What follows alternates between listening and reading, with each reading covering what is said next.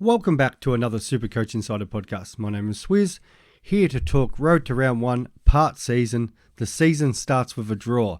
It's Friday morning and we have kicked off the year. Richmond Carlton last night, playing in front of 88,000 and ending up in a tie. Tommy Lynch kicking a big goal near the end to put the scores level.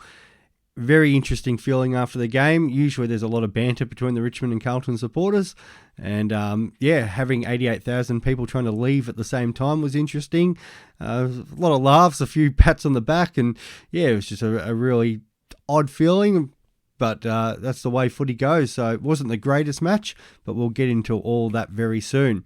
As always, thank you to Splash Vodka, our sponsors, for supporting this podcast, and all the Supercoach community for all their ongoing support. Keep checking us out on all our platforms, in particular YouTube, TikTok, and Twitter. Reach us Supercoach Insider 100 or Swiz26 for me. All right, so I've made a couple of changes to my side. We'll get into that first. Probably the big one at the moment, Sicily's back out. I've been putting him in and out all morning. I really do want to start him. With the news, with some of these changes, I've put Gota in. It's sort of between him and McKenna, unless I go back to the start, the setup that I had. The only problem was with Philippou still waiting to be named on that extended bench and Will Phillips out. There's not a huge amount of rookies for me to pivot to unless I start making other changes to my team. So it was going to probably be, maybe I'd have to go Wits down just to get the money up to maybe Radigalia or Pedler in that forward line instead of having Philippou. And how confident am I with them on the field? So there's been a few things I've been playing with all pre-season. And I've pretty well had the two premium defence the entire time. So I played a bit around with maybe Stocker there. Crozier wasn't named, I think he's on the emergencies list, so could be a sub. We've put Gota ahead of McKenna there. Everybody knows I haven't been that crash hot on McKenna, not that crash hot on Gota really, but it still could become McKenna if I want to free up a bit of cash, but I've got about 87k there, so that's not really my problem at the moment. So that's where that's at. Midfield, most of the midfield hasn't changed. I'm still a little bit worried about Finn Callahan with that news that we shared about his foot. The other day he looked fine running out, but the problem is what happens if it still flares up. That's an easy one for me to kind of move with Mackenzie on the field and then use that cash and play around with that. But at the same time, I still think he's one of the best options at that price. Kind of got convinced to put Flanders in. We've been talking it all morning with former winners, and they've warmed more to Flanders. I know the Dr. Supercoach boys are pretty big on him as well. I haven't been. I just don't like the fixture as much, but the price and the role could be very tempting. But then, as I said the other day, I think he plays Rankin's role, and it's probably good for about a 70. So I'm not convinced. I have played around because of that extra cash, Lockie Ash, but then sharing time with Whitfield and Cumming down there. I know Grimo is pretty big on Nasiah Wanganeen-Malira. I have been too, especially after that interview with Saints player Anthony Kamamiti the other day. That's the one that I'm thinking maybe left field. The other one that I'm pretty big on, and I've been big on drafts, but I haven't really thought about much for Classic, has been Tom Phillips. Not Tom Phillips, Tom Powell from... we're just talking about Tom Phillips in our chat. I apologize for that. Tom Powell from North Melbourne, especially with the fact that they're not picking Phillips. I think him and Cunnington are probably going to rotate through that midfield as those sort of M4, M5. And at 308k, who's a mid-forward, is somebody that I really do like. The problem is, as it showed last night with Hopper scoring 67, just because you play centre bounce does not mean you necessarily score. You think like Saligo from Adelaide is probably going around that sort of 60s, 70s, but then again, he's a young player, so there is development there. There were reasons for Hopper not scoring as well as we were hoping, but that is something that I'm a little bit mindful of, going, okay, yes, I would like a player, especially who's listed at 300k, who's playing in the forward line. That's great. However, yes, that doesn't necessarily mean scoring. Where somebody like a Wanganeen-Malira takes some kick-outs, you can peel off, get some easy ball back in the defence. There's definitely some more upside there. So that is the things that still is changing, and that's a great thing about rolling lockout round one is, unless like only the Richmond Carlton players are set, tonight is Geelong Collingwood. The only two that are under consideration for tonight are Tanner Bruin and Ratugolea, and I've said all along, I'm not too convinced on Bruin's spot long term. Even Ratugolea sort of been named in that Koljazian spot. But yeah, Bruin... Yeah, that's an interesting one. If he was named on field, I probably would have put him on, but in that interchange, that just might be the way they start him, and he can rotate through as Dangerfield maybe goes forward or comes off for his break. But yeah, there are some concerns there for me picking him, so I'm not as convinced still on him. Yeah, so, and as I said, I've been fairly warm on Fife just because of their fixture and that, and I think he could kick a lot of goals early, and so having that 87k is probably where I'm flipping from. Okay, is it Flanders, is it Fife? There's so many options down there. So I do like that. There is a way for me, if I went Flanders down to a more rookie price player, I could get Cunnington up to Canelio, which I do kind of like as well, but then that leaves me with absolutely no cash and wiggle room. And then what happens if a couple of these players don't come on or somebody gets injured? And I do like a little bit of cash there. So yeah, that's playing around with that. Ashcroft's still there. McKenzie, I do really like on the bench. I've had Phillips and him swapping the entire time. That hasn't changed in my mind. The question becomes for people is, do you want all your cash on the field, which looks great because it's for points as well. But we've seen already with the rookies like Cowan they looked great in the first half last night, but then he cramped up and they subbed him off. And then what happens if they say sub him next week? And then what happens if the same thing happens to like a Baker or a McKenzie and that? And what happens if we're really thin with some of these rookies? So do I want more cover there? It's like Davey. I'm not as sold with everybody on Davey, but just because if it's Flanders or Fife or someone like that, I might start in the midfield. It just becomes a loophole, a loophole player. I prefer, Pedlar, even Ratugolea to him, but then he's spending an extra 60k, and could Davey at least match them scoring wise? I think so. It's just the job security which worries me. We were just talking about Ben King again. I haven't been hot on Ben King because of his scoring, but at least his job security is good. And that might be where it's coming in. Even like Goda, like we were talking about Thomas Cole, who would I prefer scoring-wise? Yeah, it's Goda. But who do I know is going to play every week? And that's Thomas Cole. So Tom Cole could come in for Goda there. So I'm now looking at a lot of job security, just because already like with these rookies' names. So Phillips not named. We don't know about Phillipou, and we know McLean. So both of McLean and Phillips could be named as sub, which is obviously going to hurt their cash making ability. Even if they came in, the next couple of rounds and started scoring well, we'd be worried that they could be a sub potential, and it's going to be take a little while, 2 rounds for that to cycle out of their scoring, and then it's really hard to bring in guys who are 180k because like what are you doing? You can't really upgrade unless you've got cash there. So there's a lot of risk there. Cunnington's still there in F5. I don't like it as much as because it ruins my structure a bit.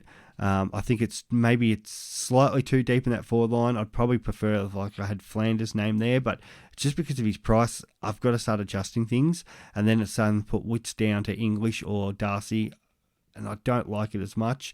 Like I think English is a fine pick, and I could definitely see myself starting him, but I just like the comfort of Wits. I feel like that's more set and forget. And as much as we have extra trades this year, I think we might need those trades elsewhere. So that's where it's sitting at the moment, and not a lot's going to change. It's just more from tonight. It's just more waiting for those final teams. If Phillipou is named, then I'm more likely to put him back in and make some adjustments with that. In regards to what to do with some of these lineups, because that was the big news last night where the teams came out. So let's just get through them. So we know Geelong Collingwood, they've actually named all of them, Hawkins and Cameron. Hawkins got up, Cameron, the baby, hasn't been due. I think that was what he was looking at possibly missing. So it probably does give us a little bit more confidence with Ratugolea named on field. But yeah, they do still have Koljazian out. And then for Tanner Bruin there I think he's actually interchanged spot number 3 now, so it's probably just the rotation there, but it does, as we've said, gets us a little worried because there's still players that could come in. And you sometimes feel like it's just, it's one game away from potentially dropping out of that side. So, like one bad game. So it's hard to pick the job security there. But I still think if you've seen enough from him, back yourself in and go with him. That's no problems. The big news: North Melbourne West Coast. So firstly, Goldie not picked. He's on the emergency list. It's Cherry as number 1 rucker up against Bailey Williams. I don't think we can do it. A couple of people messaged me going, could I go Cherry as R1? Not maybe in AFL Fantasy where you got more trades, you could probably take more risks with that. But the big one, Will Phillips, currently in that first emergency spot, so most likely to be sub. It's too hard to kind of pick him on, just because what happens if he comes on late and only scores like a 20, and that's just going to really muck around his cash gen, and then there's no guarantee he won't be sub the next game either, depending on what Clarko does with their lineup. So the hard thing with that is there's not really any options to go down to that have good job security. So it's more, okay, do we alter our team and get a bit more mid prices? And that's where the Flanders and those sort of guys it's looking at, because we've already kind of lost Yo. So depending on what you've done with Yo, I know that was where my initial thought was I can get Yo up. Now it looks like maybe it's Yo down, and potentially if you could maybe get Phillips too, even if it was, say, Goda, for example, who's been named on the halfback flank. They do have Hall and Taron Thomas playing, I think, reserves, but Hall more likely to come in soon, but they have put in Bergman. So you think Bergman would be the first out there. And Taron Thomas apparently is a while away fitness-wise. So a little bit more confidence in Goda. Very good by foot, left and right foot. So potentially you could do that with Phillips. And that if you are playing a more shallow defence, that would give you maybe an option to loophole more. So maybe it's even Constable this week plays on field, but then we know they might have some in, so then Constable can come into your forward line on your bench there, and Gota could give you a bit of gives you that extra option. So that is on those. We'll get to the Saints game soon, but there's maybe a potential option there. So the other ones maybe with Phillips, it's potentially moving Davey into that forward line, into that midfield, if you don't already have it with that loophole. Looking at your Radicalese, your Peddlers, Max King, if you want a little bit more security. So guys that we haven't been hot on potentially are becoming better options for us now, just because of job security, and that's all it comes down to. Port Adelaide and Brisbane. Probably the only thing there, because I know my wife's pretty hot on it, is Horn Francis named in the guts. I know Benny Boy's been talking about Xavier Dersma. I think it's 290. I'm not really hot on that, because the wing roll, we're just talking about Finn Callahan, 244. And I think he's got better job security and better scoring potential than Dersma anyway. So I'm sure he'll crap on about that, but I'm not convinced there. Outside of that, I don't think there's any real big news from that game in particular. Outside of McKenna and Wilmot both being named at halfback, which is the obvious one. So if you're confident with them keeping sort of that role, my worry still is, who still could come in, and Brisbane do still have a couple outs. It's funny they've got Kitty Coleman starting off on the bench apparently, but I would think Coleman's ahead of McKenna. So then we got Melbourne Doggies. The big one there was the Bulldogs. Where is he named there? Well, McLean and Crozier are both named on the emergency list, so there's no even guarantee that one of them could still not even be the sub, or both of them might even be the sub. I think one of them does go, becomes it, and it probably is McLean. But it's sort of they are on the fringes. We kind of talked about McLean being on the fringes, and it has happened. Baker was named. The other probably ones from that game. Actually, we've got. Cole Chandler, there he is, half forward. I knew he was there somewhere. So Cole Chandler has been named at half forward, and McVee is named in the back pocket. The problem is Melbourne do have a few outs, and players like, for example, Salem, Viney, so they will probably come back very soon. So you're going to see adjustments to that team. The potential Cole Chandler has probably got a bit of better security than McVee, I think, but again, it's I don't know if that's the way we probably want to go, but yeah, if you kind of want a warm body for maybe a couple of weeks, I still think there's better options. The Suns have named, I think it's Bodie Uland, a 188 centimetre player on the wing, but he didn't go crash hot in the preseason game, so I wouldn't be looking at that. Tuka and Millsy are back in that side. Again, I don't like picking guys coming off injuries. The other one interesting there was Flanders is currently named in the forward pocket, so that's what I was talking about with the rank and roll, which kind of worries me with all the Suns players back. I kind of be very interested in watch their kind of rotations. Constable's named on the halfback flank, and then Goulden has actually been named in the forward pocket. So with all the Suns, the Swans back, it'll be interesting to see how much that spike is. We're hoping it's 30% from up to his 10% CBAs last year, but there is no guarantees about that. GWS Adelaide, Pedlar has been named, and he is named at half forward. I think that obviously gets swapped around a little bit, but yeah, job security there looks a bit better. So he is the one, but again, it's that awkward price of like 174, I think it is, around that mark. So, you're paying up for a rookie who, looks like he's got decent scoring potential and looks like he's got decent job security, but it's not sold compared to some of the other players.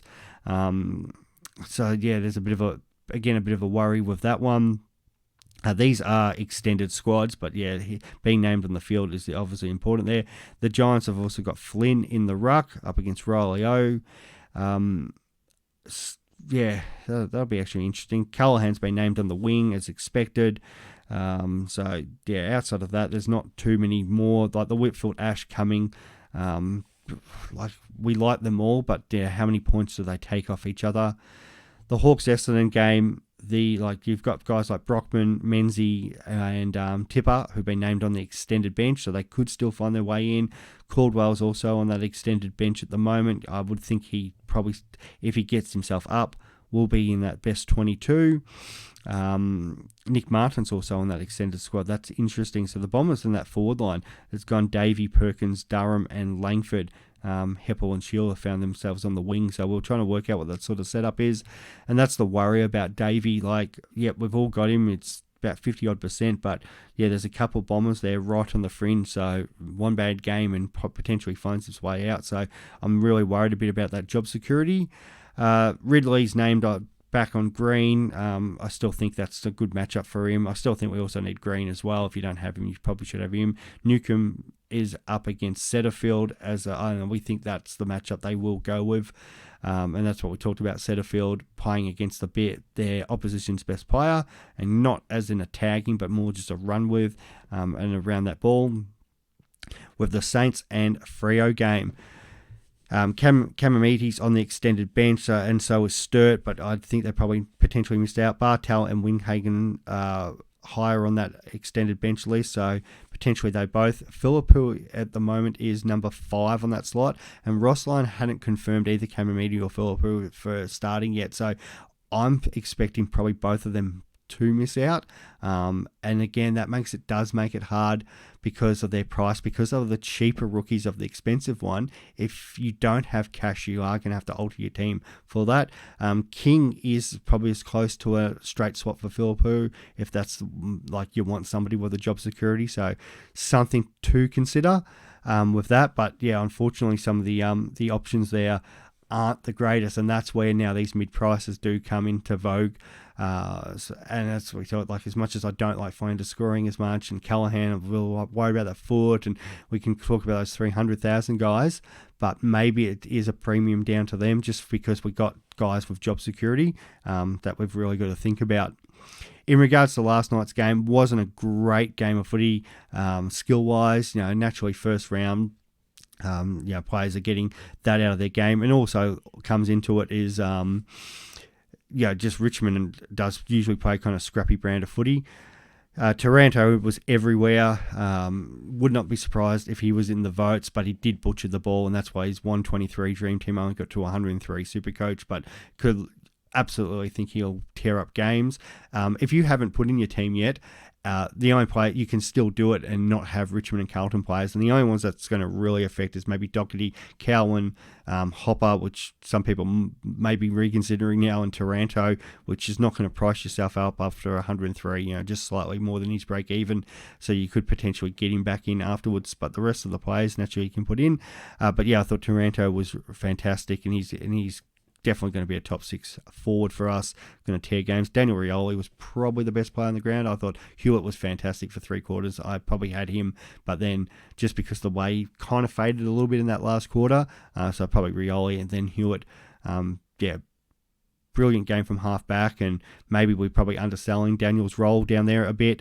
In regards to every other Richmond player, it's standard Richmond kind of game, and they share the points, and there probably weren't too many options out there. Hopper, I think Chris tweeted out about the fact that the game was quite a low centre bounce and clear hit out game, and Hopper needs high numbers for that. Richmond haven't usually been a big centre bounce team because sometimes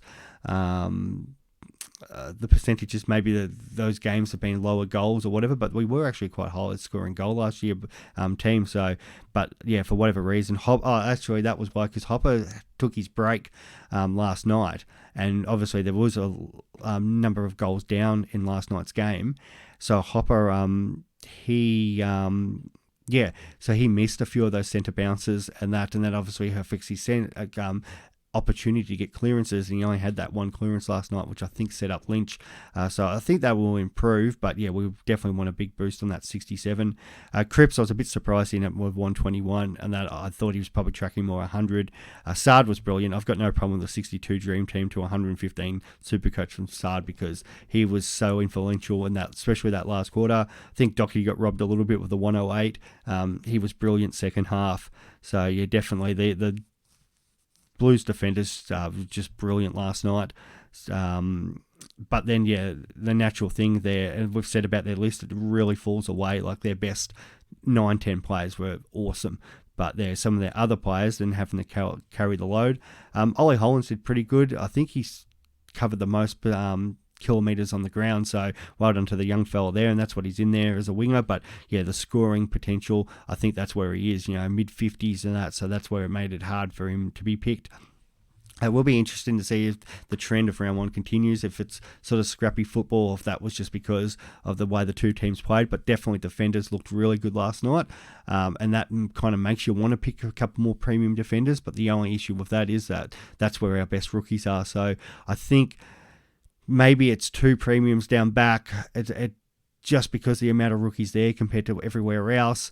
So that's where I'm set at the moment. But the one change, and I'll try to maybe tweet or update that via socials over the next couple of days, especially as I come into defining those last teams tonight, is what I do with maybe that Flanders role and which player that actually becomes. But outside of that, I'm fairly comfortable with that side. And it just depends also how much cash I want to left over. Just because we've got these issues with rookies, it probably is nice to have some cash in the bank going forward. But that's it. That's kind of just the looking at this going into the next part of round 1.